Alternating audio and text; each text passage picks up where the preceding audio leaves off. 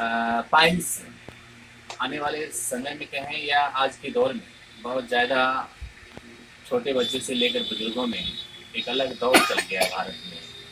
और खास करके बिहार के ग्रामीण भूभाग में तो बहुत ज़्यादा ही पाइल्स का कंप्लेन है।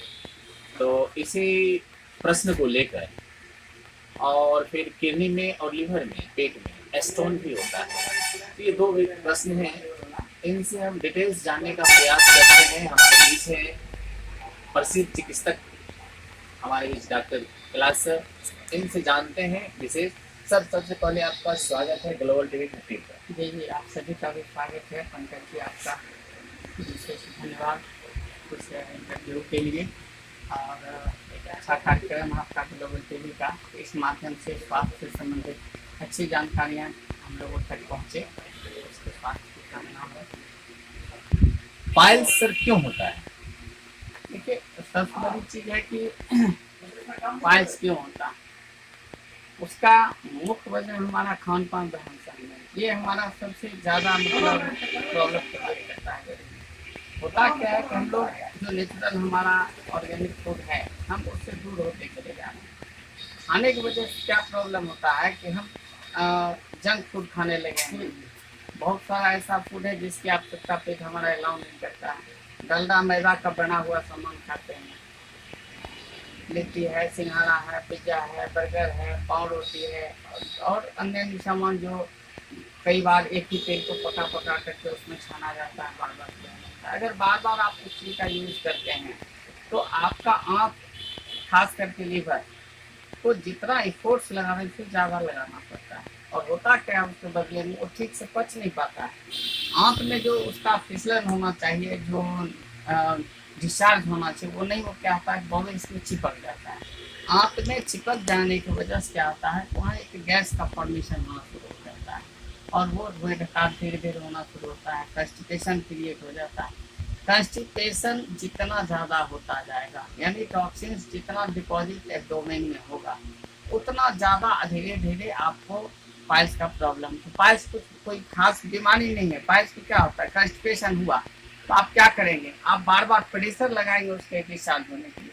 जब बार बार आप डिस्चार्ज होने के लिए प्रेशर लगाएंगे, वहाँ ब्लड का जो फोर्स है, वहाँ जो वो कंस्ट्रिक्शन होता है, जो नर्व वहाँ पे काम करता है सिकुड़ने और फैलने में, वहाँ क्या होता है, एक फोर्स के कारण ब्लड का एक लेवल जमा होना शुरू होता है।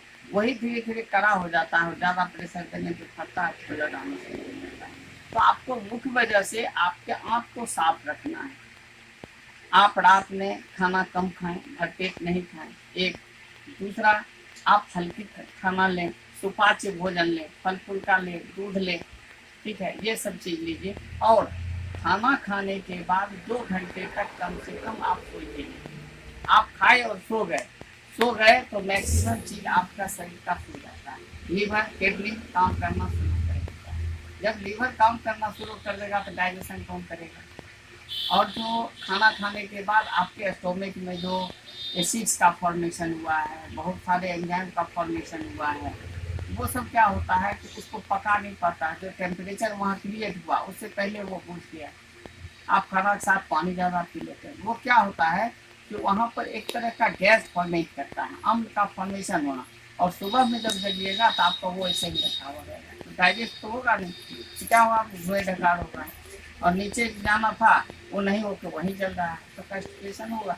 हार्ड कंस्टिपेशन हुआ तो धीरे धीरे पाइल्स में कन्वर्ट कर जाता है। यही अच्छा, मुख्य रूप से डॉक्टर साहब, जैसे कि प्रचलित जो चर्चाएं चलता है गांव में कि पाइल्स अनेक प्रकार के होते, तो जानकारी दें दर्शकों को कि पाइल्स मुख्य रूप से होते कितने प्रकार के? देखिए, हाँ, मुख्य तौर पर तो 2 होता है। एक तो ब्लड आ जाता है, हेमोरॉइड फ्रॉम मार्जिन से मैक्सिमम तब जब एक्यूट फेज में, न्यू फेज में होता है तो ब्लड डिस्चार्ज होता है, कहीं से लीक किया तो डिस्चार्ज होगा, प्रेशर दीजिएगा ब्लड आ जाएगा।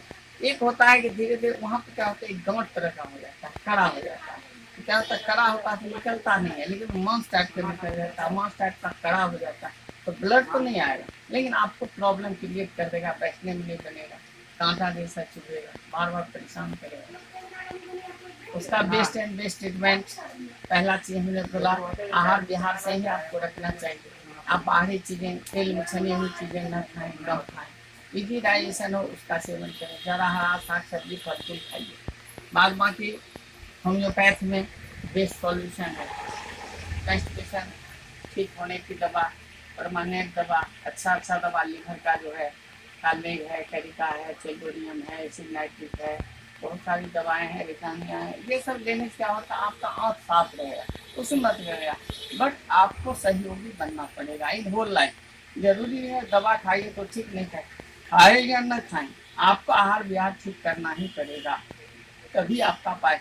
वरना पाइल्स कोई बीमारी नहीं, आपका खान पान ठीक है और आँख को जैसे आप साफ करिए, कॉन्स्टिपेशन फ्री होइए, आपको पाइल्स कुछ नहीं करेगा, पाइल्स है ही नहीं। लेकिन कुछ लोग पूछते हैं कि होम्योपैथिक में कितने दिन में पाइल्स छूट सकता है? देखिए हमने दो बातें कही है। एक पहली चीज आपको आहार बाहर ठीक करना है, 3 से 4 महीने अगर होम्योपैथ नियमित रूप से सेवन कर लें तो आपको उससे छुट्टी मिल जाएगी। लेकिन अगर आप चाहेंगे कि फिर हम लिट्टी सिंघाड़ा पिज्जा बर्गर पाव रोटी खा लें, बिस्किट खा लें, अंदर में डालडा मैदा का सामान खा लें, तो पेट में फिर डिपॉजिट होगा। जब बैंक में डिपॉजिट आपका होगा तो ऑटोमेटिक कंस्टिपेशन क्रिया हो, पूरा पैखाना बाहर आएगा नहीं तो फिर प्रेशर लगाना होगा, फिर आपको पाइल्स के जो रोगी हैं खुदावंतपुर प्रखंड में लाटू पंचायत करें या फिर जो हमारे ग्लोबल टीवी के जो श्रोता देखेंगे और शायद उनके घर में या आस पड़ोस में अगर कोई पेशेंट है तो वो मुख्य रूप से खुदावंतपुर में कहाँ आना चाहेंगे आपके पास? खुदावंतपुर में मदन स्टूडियो है, मॉल है, उसके बगल में वहीं अंदर में शुभम होम्यो क्लिनिक है। मेरा नाम डॉक्टर कैलाश कुमार है, BHMS। आप सुन रहे थे हमारे ग्लोबल टीवी 15 पर खास प्रोग्राम पाइल्स के बारे में डॉक्टर कैलाश सर से। अगर आपको पाइल्स की समस्या है या आपके घर में या आपके आस पड़ोस में या आपके दोस्तों में या कहीं रिश्तेदारी में या गांव कस्बों में जो आप मदद करना चाहते हैं तो आप सीधे खुदावंतपुर ब्लॉक आएंगे और वहाँ पे होम्योपैथिक चिकित्सक जो कि खुदावंतपुर का हम कहें तो बहुत ही पुराने और अनुभव की तो बात ही हम अगर करेंगे तो शब्द ही छोटा पड़ जाएगा, तो यहाँ आकर आप मिल सकते हैं और कम लागत में अपना जो है इलाज करवा सकते हैं। फिलहाल ग्लोबल टीवी 15 से मैं पंकज और हमारे कैमरे के पीछे चंदन जी के साथ मैं पंकज पुनः खुदावंतपुर।